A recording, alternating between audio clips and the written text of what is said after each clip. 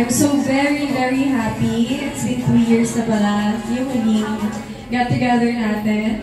And sobrang nakakataba ng puso. Like, kanina, tinitingnan ko kayo isa-isa. Sobrang, wala. Nakakasaya lang. Even though, syempre marami din naman akong pinag-araaran. Lahat naman tayo. And isa kayo sa rason para makasurvive ako everyday. Lalo na sa trabaho mo.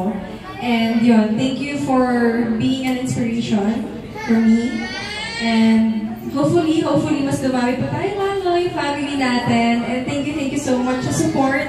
Super duper na-appreciate ko. Super na-appreciate ko lahat ng mga gifts and efforts na binigay nyo, especially yung oras nyo. Kasi yung iba, malalayo pa, di ba? And then, excited ako na makita niyo yung next projects ko. Gusto ko talaga i-share sa inyo yun. Gusto ko makita yung